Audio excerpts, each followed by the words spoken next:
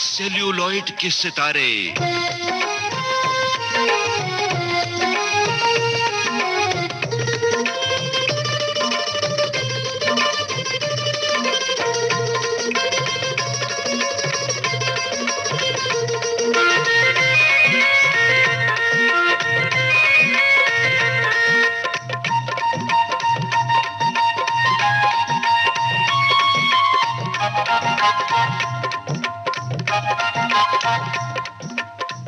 Celluloid के सितारे।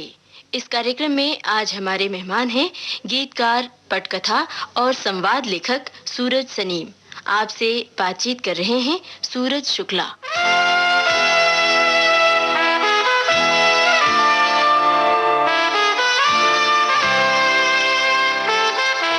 सूरज जी, विविध भारती स्टूडियो में आपका स्वागत है और हम चाहेंगे कि आप अपनी जिंदगी के कुछ पन्ने हमारे बीच खोलें।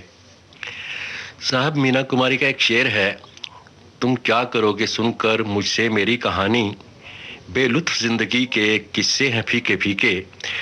और अकबर अलाहाबादी का एक दूसरा शेर है कि क्या कहें अहबाब का कारे नुमाया कर गए, बीए की नौकर हुए, पेंशन ली और मर गए।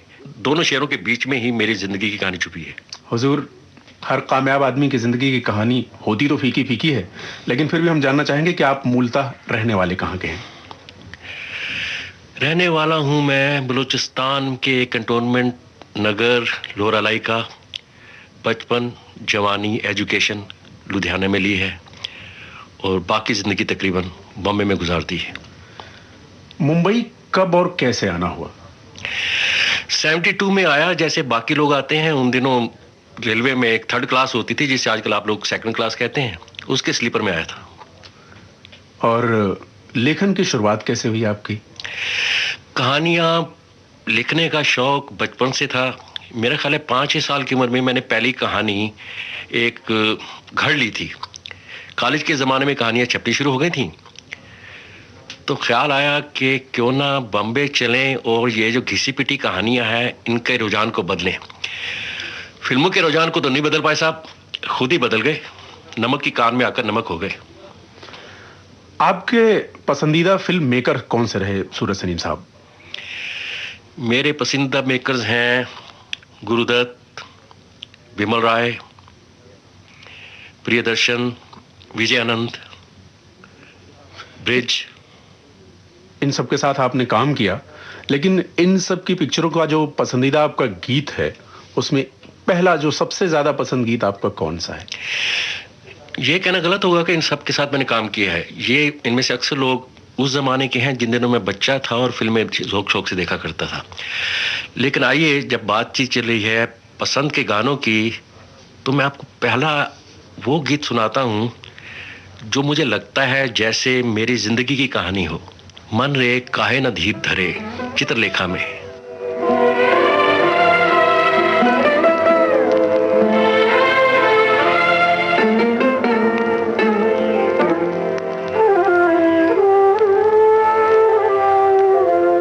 मन रे तू काहे न धीर धरे, ओ निर्मोही मोह न जाने,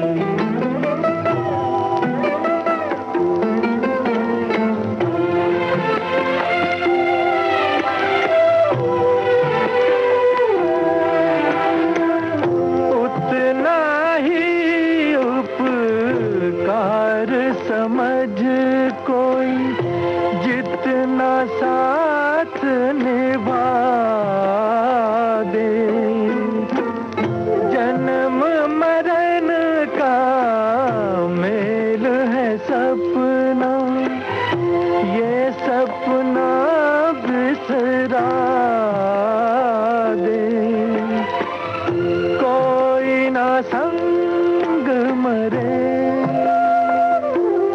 मन रे तू काहे ना धीर धरे ओ निर्मोही मोह न जाने जिनका मोह करे मन रे तू काहे ना धीर। सूरज सलीम साहब, गुलशन नंदा जैसे लेखक जिनके उपन्यास तो काफी मशहूर रहे लेकिन उन पर बनी फिल्में नहीं चली, आप इसमें किसकी गलती मानते हैं? ये कहना गलत होगा कि गुलशन नंदा के नावलों पर बनी हुई फिल्में नहीं चली। उनकी अक्सर फिल्में कामयाब रहीं, सिल्वर जुबली हिट रहीं, और कारण इसका ये है कि जैसे लोग उनके नावल पढ़ने वाले हैं वैसे लोग फिल्में देखने वाले हैं। सूरज साहब, इस शहर में आने के बाद और काम पाने के बीच का जो फासला होता है, जिसे यहाँ स्ट्रगल कहा जाता है, वो स्ट्रगल आपका किस तरह, कैसे आपने मतलब काम पाने की शुरुआत कैसे हुई, कहाँ से शुरुआत हुई? शुक्र जी, जब मैं बम्बई में आया तो 4-5 और ऐसे लोगों को जानता था जो मेरे साथ ही बम्बई में आए थे, कुछ लोग दिल्ली से, कुछ बाकी शहरों से, और हम 5-6 फिल्मों में काम पाना चाहते थे, लेकिन हमें से कोई भी ये नहीं जानता था कि वो क्या काम करना चाहता है। एक्टर बनना चाहता है, राइटर बनना चाहता है, डायरेक्टर बनना चाहता है, बस फिल्मों में काम करना है। और मैं तो ये भी नहीं जानता था स्टूडियो कहाँ पर है, दफ्तर कहाँ है, तो घर पे पड़ा रहता था। तो एक आपको दिलचस्प बात बताता हूँ कि हर संडे के संडे वो एक दूसरा स्ट्रगलर मेरे पास आया करता था और मुझसे पूछता था कहीं काम बना। तो मैं ये कहते कहते थक गया था कि कहीं काम नहीं बना, मैं किसी को जानता नहीं। एक संडे को वो मेरे पास आया और उसने फिर पूछा कि सूरज साहब कहीं काम मिला जी। तो मैंने कहा काम मिला। बोले कहाँ? मैं कहा मैंने कहानी भेज दी है, अब स्टोरी भी लिख रहा हूँ, स्क्रीन प्ले भी लिख रहा हूँ, डायलॉग भी लिख रहा हूँ। जी जी। बोले प्रोड्यूसर कौन है? मैंने कहा विजय आनंद। डायरेक्टर कौन है? मैंने कहा विजय आनंद। विजय आनंद का नाम मैंने इसलिए लिया कि वो मेरे फेवरेट डायरेक्टर थे जी। तो सेटअप क्या है? मैं कहा देवानंद, हेमा मालिनी। देवानंद, हेमा मालिनी, म्यूजिक कौन दे रहा है? एसडी बर्मन। वो जाहिर है कि ये बातें इसलिए कि देवानंद ही होगा विजयानंद की फिल्म में और म्यूजिक उनके परमानेंट एसडी बर्मन होते थे जी। एक सेटअप बना हुआ था। हाँ, तो मैंने वो सेटअप दोहरा दिया जी। तो बोला अच्छा तो गाने कौन लिख रहा है? वो गीतकार बनना चाहते थे। जी जी। तो मैंने कहा नीरज। बोले यार गीत मेरे को दिलवा दो। हाँ हाँ। मैं कहा यार साबरदा तुम पागल हुए हो, तुमको गीत दिलवा दूं? मैं नया आदमी, मैं किसी की सवारी कहां से कर सकता हूं? तो सब हमारे यहाँ कहावत है कि कभी कभी जुबान पर सरस्वती बैठी होती है जी। जो मैंने पहली पिक्चर साइन की, यकीन कीजिए उसके producer director Vijay Anand, hero Dev Anand, उस वक्त शुरू में हीरोइन शर्मिला टैगोर जी, और music SD Burman and Neeraj. तो शर्मिला को कहानी सुनाने के लिए गए, पहले उसने हाँ कर दी थी, अनाउंसमेंट भी हो गई जी। तो विजयनंद कहानी सुनाने के लिए गए, लौट कर आए तो बोले यार शर्मिला ने तो ना कर दी है। उसने कहा कि मैं तो एक ऐसी फिल्म में काम करना चाहती हूँ जैसे आपने तेरे मेरे सपने बनाई थी, और ये छुपा रुस्तम जैसी फिल्म आप बना रहे हैं तो इसमें तो मैं काम नहीं करूंगी जी। तो किसको लें? तो मैंने कहा जी हेमा मालिनी को लीजिए। तो यानी वो सरस्वती वाली बात कि शर्मिला टैगोर साइन होकर ड्रॉप हो गई और हेमा मालिनी आ गई। अच्छा, तो बात यह है कि वो काम मिला कैसे जी। तो साहब एक ऐसे राइटर से मुलाकात हो गई जो उन दिनों 3-4 अच्छी फिल्में लिख रहे थे और पता चला कि वो मैट्रिक फेल है और हिंदी भी उनको कुछ ठीक से नहीं आती, उर्दू भी नहीं आती, और ये राइटर है। मैंने कहा साहब हमारी तो कहानियां छपती हैं, हिंदी अच्छी खासी आती है, उर्दू आती है, अंग्रेजी आती है, अगर ये फिल्में लिख सकते हैं तो हम क्यों नहीं लिख सकते? और साहब फिर एक दूसरा एहसास ये हुआ कि शुरू में तो कुछ एक्सप्लॉइट होना पड़ेगा तभी ये लोग दोस्ती करेंगे, नहीं तो ये करीब नहीं आने देंगे।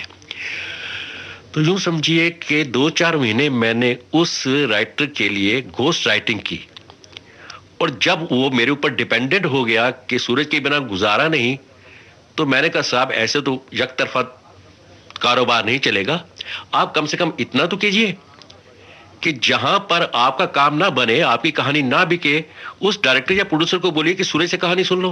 अगर आप इतना भी नहीं कर सकते तो मैं आज से आपके लिए घोस्ट राइटिंग बंद करता हूं, क्योंकि ना मेरे को पैसे मिलते हैं ना मुझे क्रेडिट मिलता है। चुनाचे साहब उन्होंने मुआवजे में हमें प्रोड्यूसर से मिलवाया और यूं हुई हमारी फिल्मी सफर की शुरुआत। तो सूरज सलीम साहब, मदन मोहन जी का संगीत जो कि लता जी की आवाज के साथ मिलकर के जादू पैदा करता है, उनका कौन सा गीत पसंद है आपको? उनके जितने भी गाने उन्होंने आज तक किए ना, सारे के सारे मुझे पसंद हैं। लेकिन जाहिर है इस प्रोग्राम में वो सारे गाने सुनाए नहीं जा सकते। तो एक गाना है दस्तक का, माई रे मैं कहाँ से कहूँ पीर जिया की। माई रे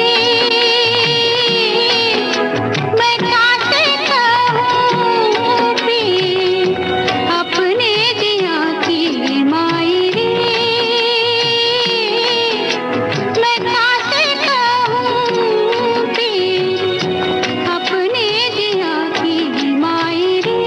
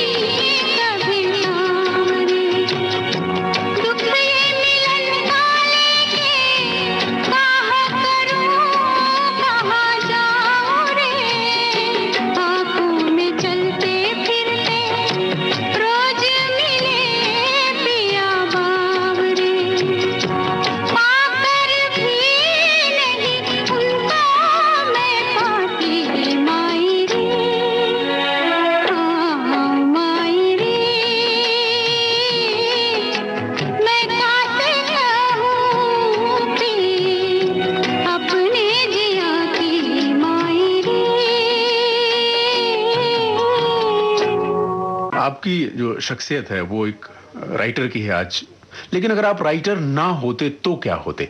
आपको एक बात बताऊं, हम में से हर आदमी जो इस दुनिया में आया है ना, उसको एक सबसे बड़ा डर है मौत का। मरने से घबराता है और वो तरीके ढूंढता है कि मैं किसी तरीके से अमर हो जाऊं। तो आदमी ने अमर होने के तरीके जो ढूंढे हैं वो ये है कि वो राइटर बन जाए, शायर बन जाए, या पेंटर बन जाए, कि जब मैं मर जाऊंगा तो मेरे मरने के बाद भी मेरा कलाम, मेरी कहानियां, मेरे नावल ये दुनिया में बाकी रहेंगे और मैं इमॉर्टल हो जाऊंगा, अमर हो जाऊंगा। ये बात और है कि जब मैंने लिखना शुरू किया कहानियां तो पता चला कि ये किताबें भी बाकी नहीं रहती, इनको दीमक चाट जाती है। तो मैंने सोचा फिल्में तो हमेशा रहती हैं, कि जो फिल्म मैंने 20 साल पहले देखी थी उसके आज भी प्रिंट है, आज भी सिनेमा में चलती है, तो शायद फिल्मों में आदमी आकर अमर होता है। अब मैं आपको क्या बताऊं, कहते हुए शर्म आ रही है, फिल्मों में आकर भी पता चला कि तो भी आदमी अमर नहीं होता। ये फिल्मों के रंग भी उड़ जाते हैं, प्रिंट खत्म हो जाते हैं और लॉक हो जाते हैं ये कहीं दूर म्यूजियम में पुणे के फिल्म इंस्टीट्यूट के, और इन्हें भी कोई नहीं देखता। मैं वही बात कह रहा हूं कि मैं पल दो पल का शायर हूं, पल दो पल मेरी कहानी है। मैं पल दो पल का शायर हूँ, पल दो पल मेरी कहानी है, पल दो पल मेरी हस्ती है, पल दो पल मेरी जवानी है। मैं पल दो पल का शायर हूँ, पल दो पल मेरी कहानी है, पल दो पल मेरी हस्ती है, पल दो पल मेरी जवानी है।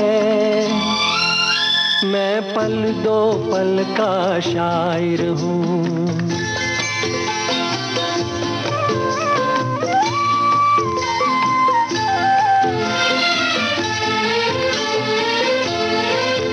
मुझसे पहले कितने शायर आए और आकर चले गए, कुछ आहें भर कर लौट गए, कुछ नगमे गा कर चले गए। वो भी एक पल का किस्सा थे, मैं भी एक पल का किस्सा हूँ, कल तुमसे जुदा हो जाऊंगा, गो आज तुम्हारा हिस्सा हूँ। मैं पल दो पल का शायर हूँ, पल दो पल मेरी कहानी है, पल दो पल मेरी हस्ती है, पल दो पल मेरी जवानी है। मैं पल दो पल का शायर हूँ।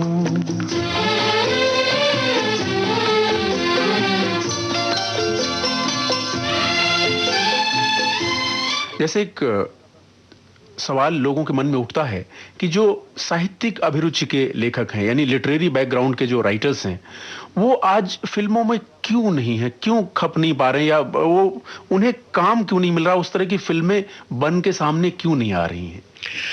आइए एक बात समझ लें कि लिटरेचर में और फिल्मों में फर्क क्या है।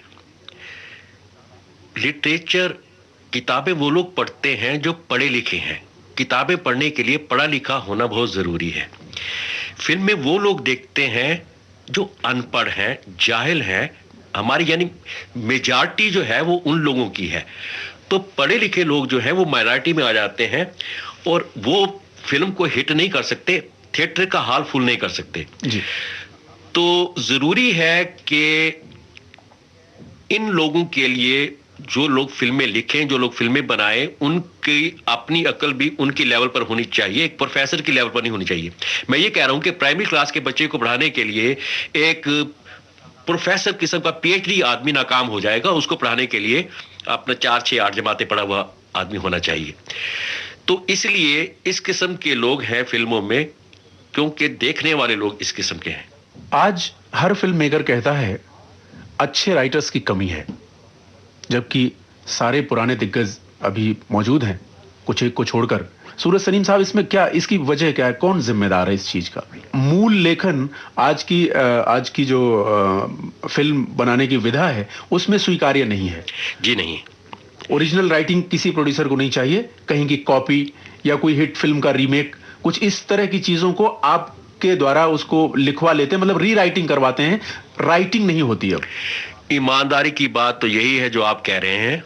ये बात अलग है कि साल में 3-4 ऐसी फिल्में बन जाती हैं जिनका लेखन ओरिजिनल होता है, जैसे इन दिनों फिल्म आई दिलवाले दुल्हनिया ले जाएंगे, मेरे ख्याल में ये किसी भी अंग्रेजी फिल्म या हिंदी फिल्म की नकल नहीं थी, जो ओरिजिनल थी। अब फिर एक गीत एस डी बर्मन जैसे बुजुर्ग संगीतकार का हम आपकी पसंद का सुनाना चाहेंगे। आप बताएंगे आपकी अपनी पसंद क्या है एस डी बर्मन साहब के खजाने से? मैं चाहूंगा कि एस डी बर्मन का गाना सुनाना है तो एस डी बर्मन की आवाज भी सुने जी। तो बंदनी फिल्म में उन्होंने गाना गाया था, मेरे साजन है उस पार, मैं मनमार हूं इस पार। ओरे माझी ओ मेरे माझी, मेरे साजन है उस पार, मैं मनमार हूँ इस पार। ओ मेरे माझी अब की बार ले चल पार, ले चल पार। मेरे साजन है उस पार, मैं मनमार हूँ इस पार। ओ मेरे माझी अब की बार ले चल पार, ले चल पार। मेरे साजन है उस पार।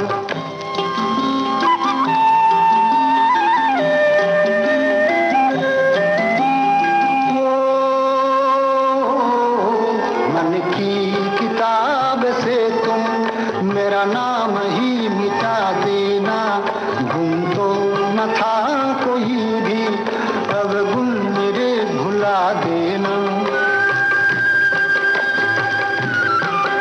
मन की किताब से तुम मेरा नाम ही मिटा देना, गुम तो न था कोई भी, अब गुण मेरे भुला देना। मुझे आज की विदा पा, मुझे आज की विदा पा, मर के भी रहता इंतजार। मेरे साजन है उस पार, मैं मनमार हूँ इस पार। ओ मेरे माझी अब की बार ले चल पार, ले चल पार। मेरे साजन है उस पार।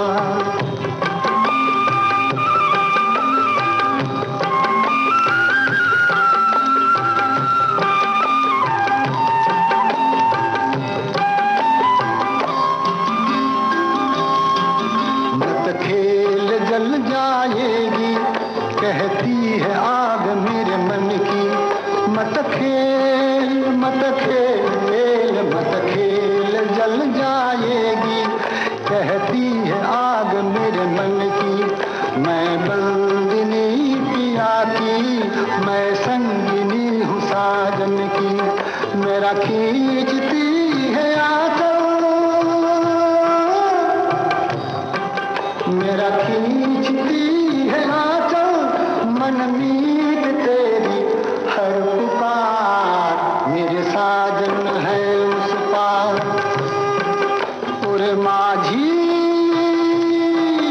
ओरे माझी, ओ मेरे माझी। बहुत मशहूर लेखक जैसे प्रेमचंद जी की कृतियों पे कई फिल्में बनी, और प्रेमचंद जी को हम पढ़ते हैं तो उसमें बहुत गहरे बैठ के पढ़ते हैं। लेकिन उन्हीं की फिल्म, उनकी कहानी पर जो फिल्में बनी, उनको देखने के बाद मुझे लगता है कि जो दृश्य ये विधा है, विजुअल मीडिया, ये उस अक्स को उतार ही नहीं पाता कहानी की सेल्यूलाइड पे। इस वजह से वो बात नहीं बनती, या मेकर्स ने उतना संजीदा होकर के उस पर काम नहीं किया कि फिल्म में वो बात नहीं नजर आती जो उनके लेखन में नजर आती है। शुक्ला जी, आइए पहले उन फिल्मों का जिक्र करें जो उनकी कहानियों पर बनी है जी। एक फिल्म है गबन, जो ऋषिकेश मुखर्जी जैसे काबिल डायरेक्टर ने बनाई। मैंने वो फिल्म देखी है, फिल्म बहुत खूबसूरत थी और उसमें गहराई थी, वो गहराई जो मुंशी प्रेमचंद के नावल में थी। दो बैलों की कथा को बनाया हीरा मोती के नाम से, मेरा ख्याल वो फिल्म भी बहुत अच्छी थी।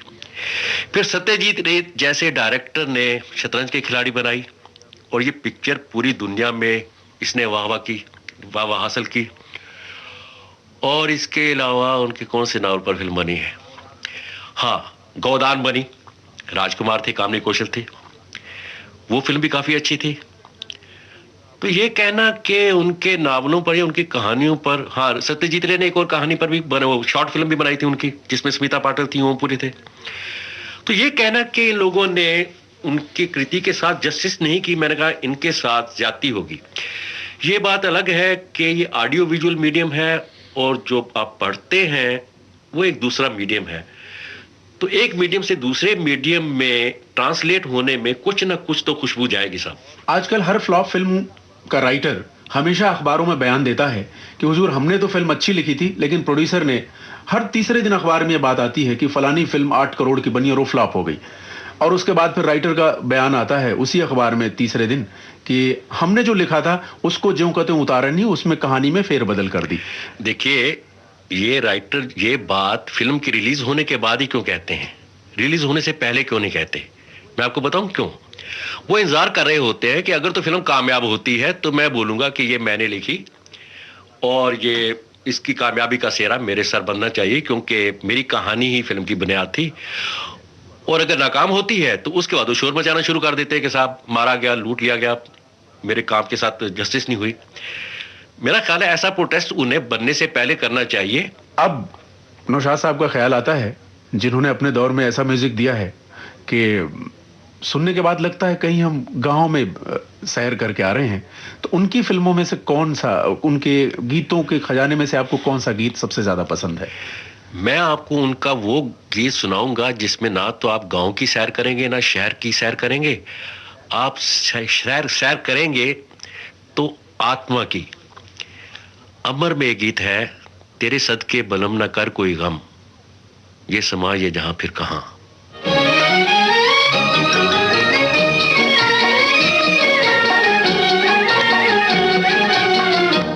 तेरे सदके बलम न करे कोई गम, ये समाए जहां फिर कहां। हो तेरे सदके बलम न करे कोई गम, ये समाए जहां फिर कहां। ये समाए जहां फिर कहां, तेरे सदके बलम न करे कोई गम, ये समाए जहां फिर कहां।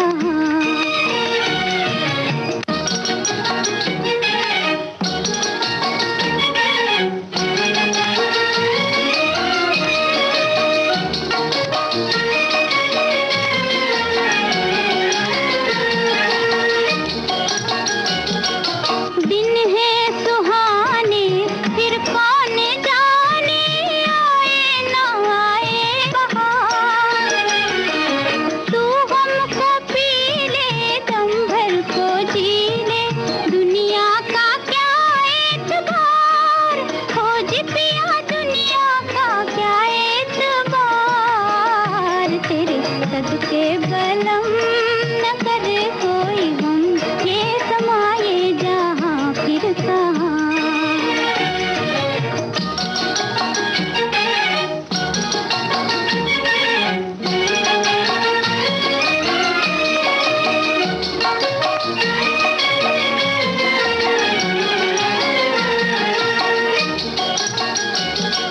कांटों में दामन उलझे न साजन, फूलों में हंस कर गुजार।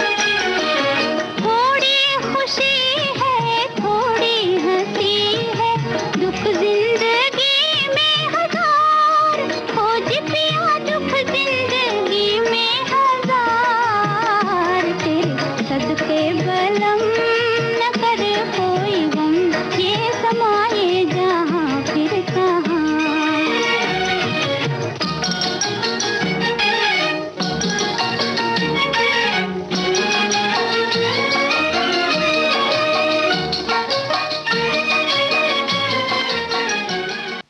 दोस्तों, ये आपका मनपसंद रेडियो चैनल है विविध भारती। आप सुन रहे हैं कार्यक्रम सेल्यूलॉइड के सितारे। इस कार्यक्रम में आज हमारे मेहमान हैं गीतकार, पटकथा और संवाद लेखक सूरज सनीम। आपसे बातचीत कर रहे हैं सूरज शुक्ला। ऐसा कहा जाता है कि आजकल की जो फिल्में हैं वो बिना कहानी के बनती हैं, इस बात से आप सूरज सलीम साहब सहमत हैं या नहीं? और अगर हैं तो बिना कहानी के बनी हुई फिल्म क्या कामयाब हो सकती है? इस बात को आप मानते हैं? देखिए साहब, एक फिल्म इन दिनों ऐसी बनी है जिसमें कहानी नहीं थी, और उस फिल्म ने पिछले 100 साल की कामयाबी के रिकॉर्ड तोड़े। फिल्म का नाम है हम आपके हैं कौन जी। अगर आप मुझे उसकी कहानी सुना सकें तो जो भी आप इनाम मांगे मैं आपको देने को तैयार हूं, और बाकी मैं आपको 2000 10,000 ऐसी फिल्मों की कहानियां सुना सकता हूं जो नहीं चली हैं। तो ये कहना कि कहानी होने से फिल्म चलती है, बहुत गलत बात है। हर फिल्म की कहानी होती है और हर फिल्म उड़ती है। 90% फिल्में उड़ती है, मेरा मतलब है। जी। एक और बात कि पुराने जमाने के लगभग आधे से ज्यादा फिल्में बनाने वाले भी और लिखने वाले भी आज मौजूद होने के बावजूद भी उस तरह की फिल्में क्यों नहीं दे पा रहे हैं जैसी फिल्में 60s, 70s और 80s तक बनती आई? क्योंकि वो दौर खत्म हुआ, उस किस्म के लोग नहीं रहे जो वो ये फिल्में देखते थे। जमाना बदल गया है, एक नई जनरेशन है, ये अपने साथ अपने नए शौक लाई है, अपने नए फैशन लाई है, अपने नए डायरेक्टर लाई है, अपने नए राइटर लाई है। मेरा ख्याल है कि हमें ये कहना बंद करना चाहिए कि पहले पुराने जमाने में ऐसा होता था। ये दादाओं वाले एटीट्यूड जो है ना, बदलने चाहिए। We must make way for the new.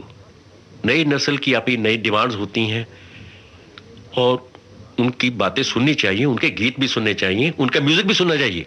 मतलब यह है कि अगर उस दौर की फिल्में बने तो आपका कहना है कि नई पीढ़ी उनको रिजेक्ट कर देगी, उन्हें पसंद नहीं करेगी, इस डर के मारे या बाजारी दबाव के मारे लोग अब उस तरह की फिल्में नहीं बनाना चाहेंगे, ये कहना चाहते हैं आप? मैं ये नहीं कह रहा, मैं ये कह रहा हूं कि दुनिया में कोई भी चीज परमानेंट नहीं है। नदी की धारा बहती चली जाती है, बदलती चली जाती है। कब फ्राइडे को पोस्टर उतर जाता है, नया पोस्टर आ जाता है, मीना कुमारी चली जाती है और मधुरी दीक्षित आ जाती है, दिलीप कुमार चला जाता है और सलमान खान आ जाता है, ये पता भी नहीं चलता। नए दौर में नए लोग आते हैं और नए लोग आने चाहिए। इसको हम प्रोसेस ऑफ रिजुविनेशन कहते हैं। जी जी, ये होता रहना चाहिए। सूरज साहब, पहले पिक्चरें चला करती थी कहानियों से, उसके बाद दौर आया लक्ष्मीकांत प्यारेलाल साहब का, और फिर ये कहा जाने लगा कि अब म्यूजिक है जो फिल्मों को चलाता है। तो उनके दौर के जो गीत रहे हैं वो आप भी उससे वाकिफ हैं, मैं भी वाकिफ हूं। उनमें से आपकी पसंद का कौन सा गीत है जो आप श्रोताओं को सुनाना चाहेंगे? लक्ष्मीकांत प्यारेलाल का संगीत साहब, एक गाना है मजरू साहब ने लिखा, हुई शाम उनका ख्याल आ गया। हुई शाम उनका ख्याल आ गया, हुई शाम उनका ख्याल आ गया, वही जिंदगी का सवाल आ गया, वही जिंदगी का सवाल आ गया, हुई शाम उनका ख्याल आ गया, हुई शाम उनका ख्याल आ गया।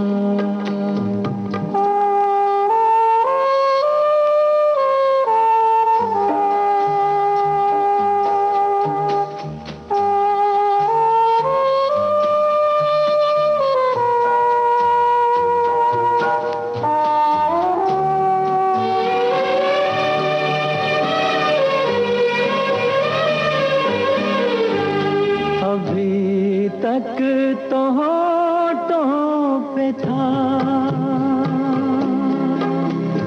तबस्सुम का एक सिलसिला,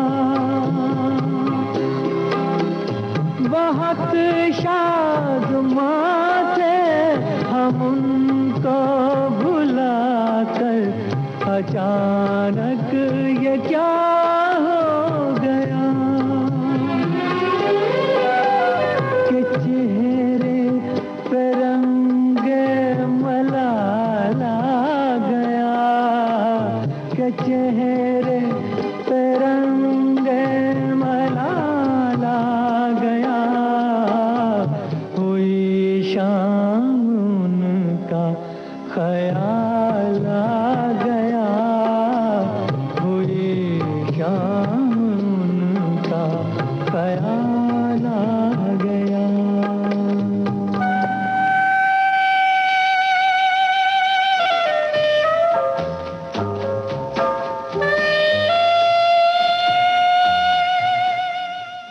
इस शहर में जो भी लेखक रहे हैं उनकी कुछ धाराएं यहाँ सुनी गई कि ये राइटर हैं जिनकी ये इस तरह के सब्जेक्ट लिखते हैं, कुछ लोग हैं जो रोमांटिक लिखते हैं, कुछ लोग हैं जो ट्रेजिक लिखते हैं। तो इन लेखन की विधाओं में आपकी विधा कौन सी रही? मैं जाती तौर पर इंसानी रिश्तों की बात करता हूँ। ये जो रिश्ते बदल जाते हैं ना, कि एक मियाँ बीवी एक दूसरे से बेइंतहा प्यार करते हैं और ना जाने वो प्यार बीच में से कहाँ गायब हो जाता है। रिश्तों का बदलना, रिश्तों का टूटना, रिश्तों का जुड़ना, ये मुझे हमेशा हैरान करता है। और अगर आपने मेरी फिल्में देखी तो अक्सर मेरी फिल्मों में ये बात होती है कि जैसे काश है, आवारगी है, आनंद और आनंद है, बदलते टूटते रिश्तों की बात करता हूँ। तो इसको अगर आप कोई नाम देना चाहें, रोमांटिक या रियलिस्टिक या कम्युनिस्टिक, तो पता नहीं, लेबल्स मेरे को कभी इंटरेस्ट नहीं किए। और एक और सवाल, आपकी फिल्मों की जो लिस्टें हैं उनको देखने के बाद लगता है कि विजय आनंद साहब, देवानंद साहब, इनके साथ आप ज्यादा जुड़े रहे और ज्यादा पिक्चरें आपकी जो मशहूर हुई, जैसे छुपा रुस्तम, चोर चोर, डबल क्रॉस, हीरा पन्ना, देश परदेश, एक आनंद और आनंद को छोड़ के अगर देखा जाए तो इनके साथ जो आपका पेयर बना उसकी ज्यादातर फिल्में मशहूर रहीं। और उसके बाद की पिक्चरें अगर महेश भट्ट जी की देखें और राज खोसला जी की मैं तुलसी तेरे आंगन की ऑफकोर्स हिट थी, बाकी जो फिल्में हैं वो दूसरे सेटअप में जब आप गए तो उनको वो मशहूरी नहीं मिल पाई। तो क्या आप ये मानते हैं कि एक टीम वर्क है जो फिल्म को चलाता है और लगातार एक टीम के साथ जुड़े रहना ही आदमी को कामयाब बनाता है? टीम वर्क पे आप कितना भरोसा करते हैं? देखिए जी, दो बातें की हैं आपने। ये कहना कि देवानंद के बाद की जो फिल्में हैं मेरी वो अच्छी या कामयाब नहीं रहीं, गलत होगा।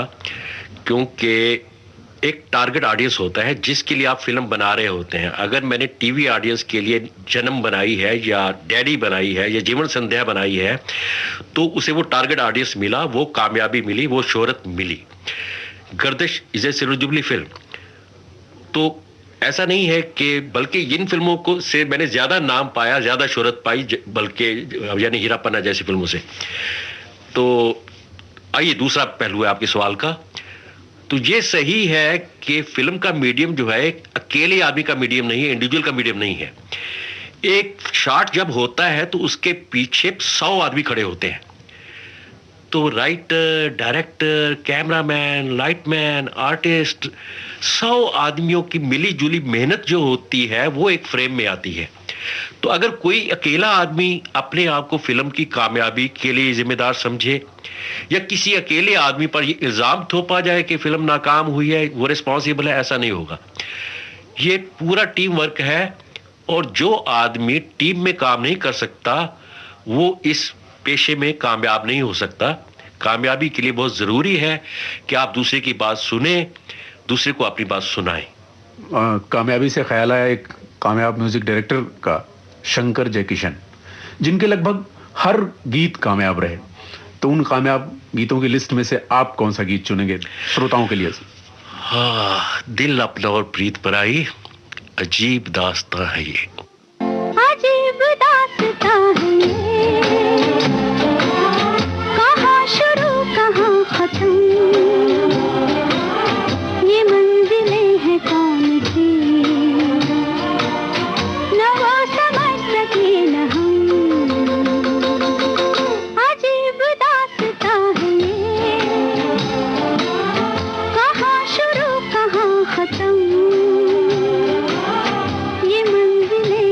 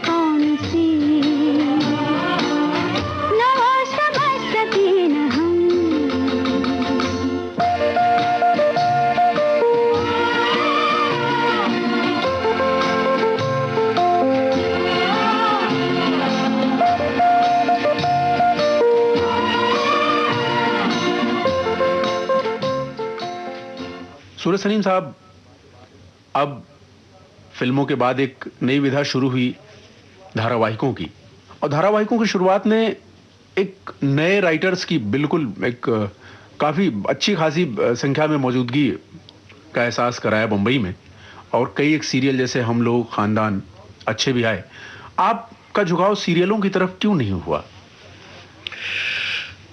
पहली बात तो यह है कि साहब, सीरियल लिखने के लिए बहुत पन्ने काले करने पड़ते हैं। शायद आपको पता नहीं कि एक 23 मिनट का एपिसोड लिखने के लिए 21 बाई फुल स्केप के पन्ने लिखने पड़ते हैं।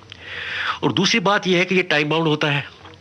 जब टीवी पर आना शुरू होता है तो हर 7 दिन में आपको एक एपिसोड डिलीवर करना पड़ता है।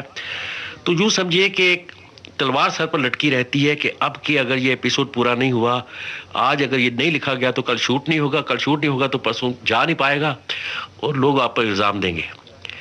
लेकिन ऐसा नहीं है कि मैंने ये काम किया नहीं है। मैंने 2-3 अपना सीरियल लिखे हैं।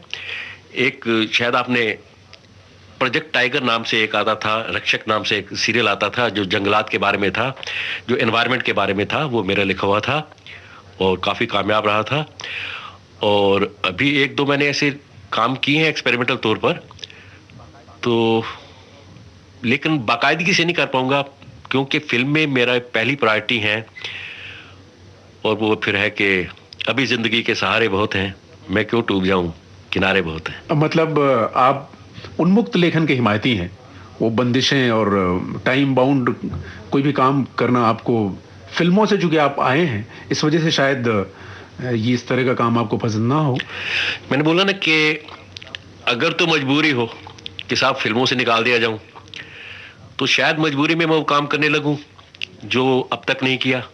कहानी लेखन के साथ साथ आपने कुछ फिल्मों के गीत भी लिखे हैं, तो क्या आप अपने गीतों के बारे में कुछ हमारे श्रोताओं को बताएंगे? जी हाँ, पहली बार मैंने गीत लिखे फिल्म जन्म के लिए, फिर जीवन संध्या, डैडी, रिहाई, सातवां आसमान, 100 करोड़, ऐसे 10-12 फिल्म के गाने लिख चुका हूँ। लेकिन मेरी पहचान जो है वो एज ए स्क्रिप्ट राइटर है, एज ए गीतकार नहीं है। फिर भी मैं बप्पी लहरी के साथ आपका काफ़ी एसोसिएशन रहा है, तो उनके साथ आपने जो भी गीत लिखा हो, जो उन्होंने उसको म्यूजिक दिया हो, उसमें से एक गीत हम अपने श्रोताओं को सुनवाना चाहेंगे, लेकिन पसंद आपकी। देवानंद साहब की डायरेक्शन की फिल्म है 100 करोड़। उसमें लता मंगेशकर ने एक गीत गाया था, प्यार के लिए बनी मैं, प्यार के लिए रची मैं, प्यार के लिए सजी मैं।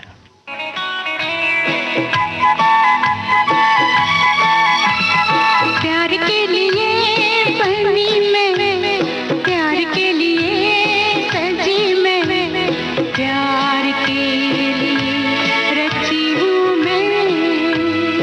ओ, प्यार के लिए बनी मैं, प्यार के लिए सजी मैं, प्यार के लिए रची हूँ मैं।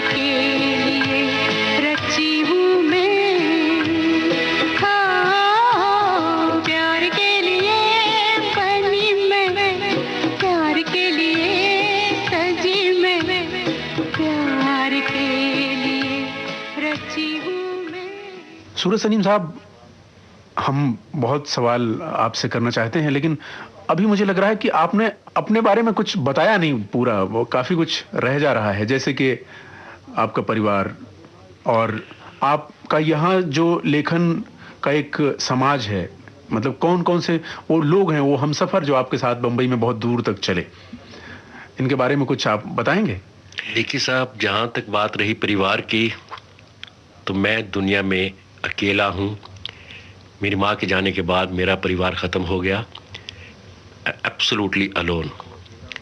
और जब मैं ये कहता हूं अकेला हूं, तो हर मानी में मैं कह रहा हूं कि मैं अकेला हूं। और सफर में कोई ज्यादा साथ देता नहीं है, लोग एक कदम दो कदम ही साथ चलते हैं, फिर अपनी अपनी राह चले जाते हैं।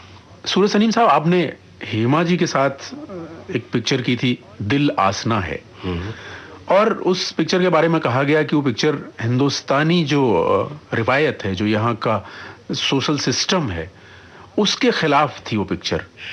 वो क्या है, हेमा जी एक यूरोपियन सीरियल था लेस, उसके ऊपर एक फिल्म बनाना चाहती थी, और उन्होंने मुझे कहा कि इस पर फिल्म बनाते हैं। मैंने उन्हें मना भी किया, लेकिन उन्होंने नहीं मानी, और उन्होंने फिल्म शुरू कर दी किसी दूसरे राइटर के साथ। तो हाफ वे में उन्होंने मुझे बुलाया कि अब तुम्ही को करना है। अब जबकि वो कमिट कर ही चुकी थी, सारी सार्का साइन हो चुकी थी, आउटडोर शेड्यूल प्लान हो चुका था जयपुर का, तो मैं भी उनके साथ हो लिया। ऐसा होता रहता है जिंदगी में।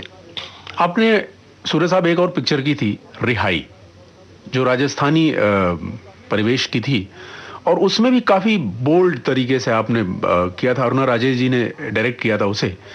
आप जैसे संजीदा लेखक से इस तरह की उम्मीद तो नहीं की जा सकती? मेरे ख्याल में अगर आप मेरे को संजीदा राइटर मानते हैं, तो फिर रिहाई बहुत ही संजीदा फिल्म है।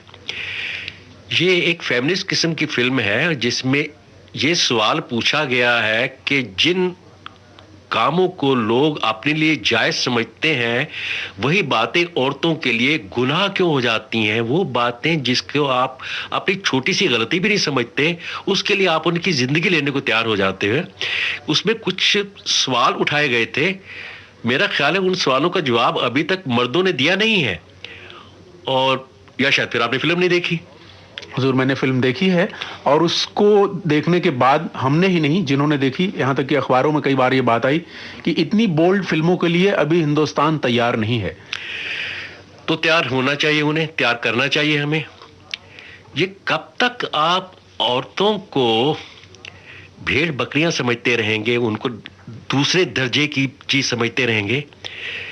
भगवान ने उन्हें शक्ति बनाया है, मर्दों से ज्यादा ताकतवर बनाया है, और वक्त आ गया है कि आप पार्लियामेंट में भी और असेंबली में भी और समाज में भी उन्हें बराबर का दर्जा दिया जाए। आप सूरज सलीम साहब फुर्सत के क्षणों में क्या करते हैं? मेरा मतलब आपकी हॉबीज क्या हैं? फुर्सत के क्षणों में किताबें पढ़ता हूं, म्यूजिक सुनता हूं, टीवी देखता हूं, अपने आप से बातें करता हूं।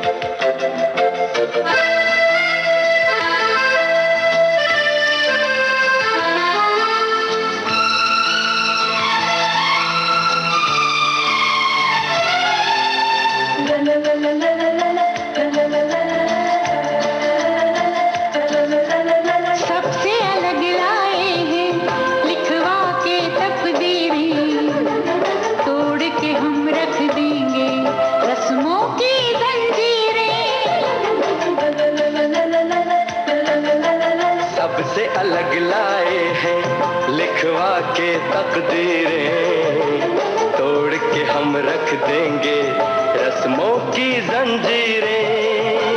डरने से क्या फायदा, लिखे हम नया कायदा। तुम क्या मिले जाने जा, प्यार जिंदगी से हो गया। इज्जत अफजाई का शुक्रिया शुक्रिया, इस नाचीज को आपने काबिल तो समझा। तुम क्या मिले जाने जा, प्यार जिंदगी से हो गया। तुम क्या मिले जाने जा, प्यार जिंदगी से हो गया।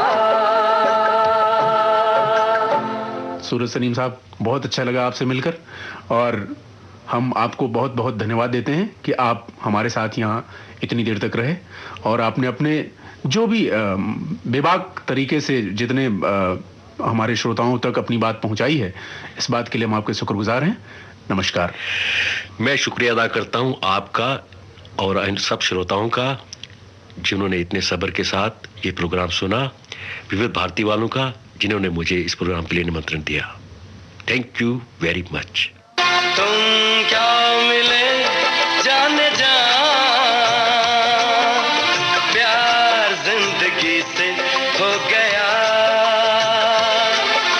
इज्जत अफजाई का शुक्रिया शुक्रिया, इस नाचीज को आपने काबिल तो समझा।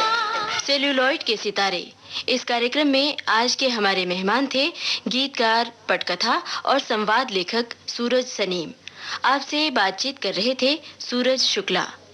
दोस्तों, इस कार्यक्रम को तैयार करने में तकनीकी सहयोग दिया कुसुम जाधव ने।